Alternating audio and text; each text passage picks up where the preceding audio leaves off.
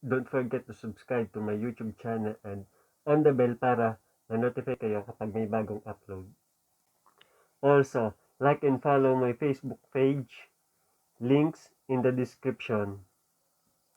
And tulungan niyo din po sana kung ma-reach ko yung aking goal na magkaroon ng 2,250 subscribers. So, ngayon po meron na akong 1,280 subscribers. At sana po ma-reach ko din yung goal na 4,000 watch hours. So, sa ngayon naman po ay meron akong 442 watch hours. So, see you.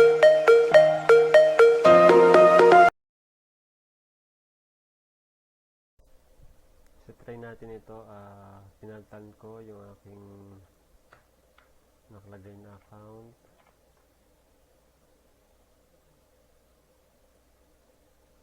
So, test natin. Ayaw pa rin.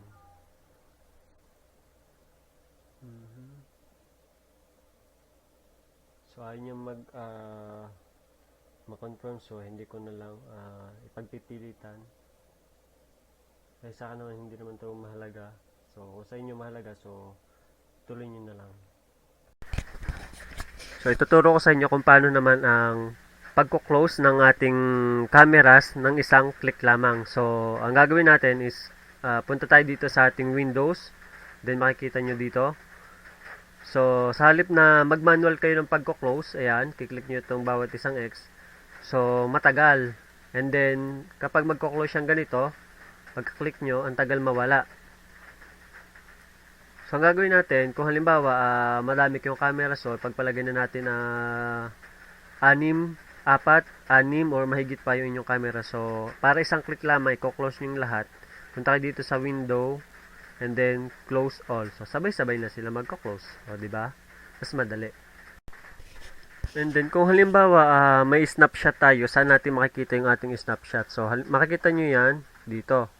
Sa tapat nyo sa camera, and then right click nyo, and then snapshot, and then makikita nyo yung address dito, ayan, C Contacam USB 2.0, kung ano yung pangalan ng ating webcam na gamit. So yun din yung pupuntahan natin. Okay, so C, punta tayo sa computer, C Contacam, and then kung ano yung pangalan nating webcam. So ang gamit natin is USB 2.0 camera. So dito tayo pupunta sa folder na ito.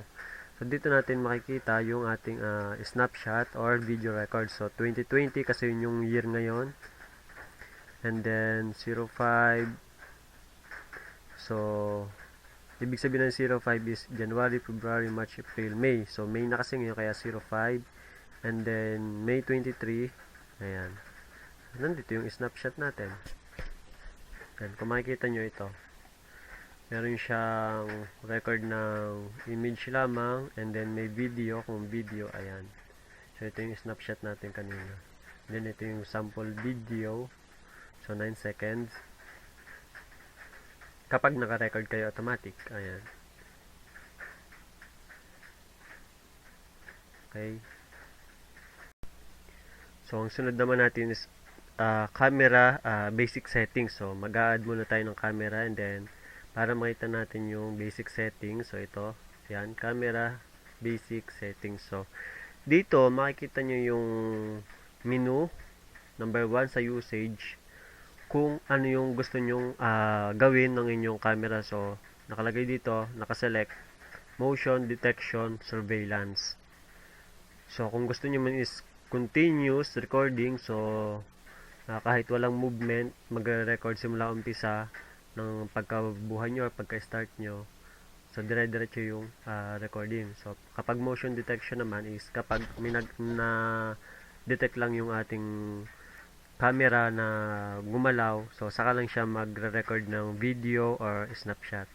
And then, next, nakalagay dito yung daily summary video, kung ilan yung frame interval. So, 30 seconds yung nakalagay. And then, naka-auto start yung ating camera. So, nasa sa inyo na kung ano yung pipiliin nyo. Number 2, so name. Pwede nyo palitan yung name na inyong camera. So, kung halimbawa, may brand or kung anong gusto nyong gawing pangalan. So, ito na lang yung pangalan na gagamitin ko para hindi ako malito. Okay? So, depende yan sa inyo. Next is number 3, web interface. So, ang language niya, English, and then kung anong style ang gusto nyo. So, black, dark gray, gray, white. So, yun yung mga available. And then, pwede pa kayong piliin dito. And then, thumbnails per page. So, kayo na din ang bahalang pumili. Number 4, storage. So, nakalagay din dito kung keep files for kung ilang araw, ilang weeks, ilang buwan, ilang taon nyo gusto makip yung file. So, syempre, mas maganda, unlimited. Para sa akin, para kung halimbawa may gusto kayong reviewin kahit pa lumipas ang ilang taon, so nakasave pa rin. So nasa inyo na kung i-delete nyo or hindi. So depende pa rin yan sa inyong storage ng inyong computer. And then may nakalagay din dito minimum disk free space, so ilalagay nyo dito kailang percent. So maximum camera folder size nakalagay din dito. So yan, may note pa, if the free disk space becomes low or the maximum camera folder size is reached, all these files are deleted. So yun yung napapalitan na. So depende naman yung sa setup ninyo kung mapapalitan o hindi. And then number 5, naka-check yung camera failure. So ang maganda dito, kapag nag-failure yung camera nyo, pwede nyo i-save or masasave nito sa inyong Gmail. So, ituturo ko sa inyo kung paano yan. So, liklangan muna natin to. So, basahin na lang muna natin kung ano nakalagay. So, recording event with minimum time between recording events may suggest. So, kayo maglalagay dito and then recording event with. So, nakalagay dito. Pipili kayo kung no attachment, save full video, small video, start picture plus save full video or save start picture plus save small video. And then dito sa button na to subject server, so dito nyo ilalagay yung inyong email. So ito yung email send configuration. So pwede ang maraming email dito kung gusto nyo rin lagyan ng madaming email. So ayan nakalagay dito to email or emails. Magse-separate lang kayo ng gagamit lang kayo ng comma para ma-separate yung email. And then, pwede nyo lagyan ng from, name, email, subject. So, kayo na bahala magpalit nito kung anong gusto nyo subject. Kung unang name, date, time, at saka yung note.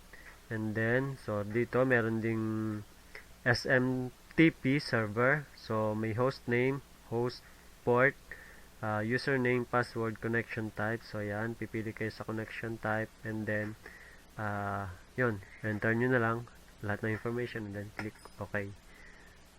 So, ayan. So, kung wala kayong gustong gawin dito, cancel nyo lang. So, kung gusto nyo naman, so, okay nyo lang yan. And then, dito naman, para mapalaki yung size ng ating webcam, so, pwede natin click to maximize. Ayan. Or double click natin para mag full video kapag isa lang yung camera. And then may nakalagay dito, right click nyo, full screen, so F11. Ayan, yung F11 full video shortcut. Kaysa naman na maximize nyo yung ganun, so may shortcut naman. And then dito, ayan, kayo din ang pipili kung anong gusto niyo. Ayan, may mga settings yan dito. So, ako yung default na lang pinipili ko dito. And then dito, kapag kinilik nyo ito ng on, pipili kayo dito kung anong gusto nyo klase. So, may continuous recording. So, yung motion recording with sensitivity ay kayo ang pipili kung gusto nyo 10 hanggang 90. So, pagpalagay na nating continuous recording, so, dire-diretso na pagre-record dyan, pero ayaw ko muna mag-record para hindi mapuno yung hard disk ko. So, i-off ko muna.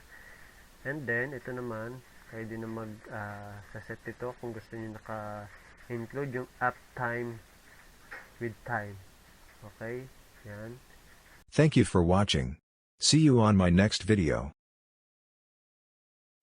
Huwag nyo kalimutan mag-subscribe sa aking YouTube channel at on the bell na para ma-notify kayo kapag meron akong bagong upload. And also, like and follow my Facebook page. So, links in the description. Kung may mga gusto pa kayong ipagawa sa akin, so leave your comment lang po below. Kung may mga katanungan kayo, so drop your comment lamang po sa comment section.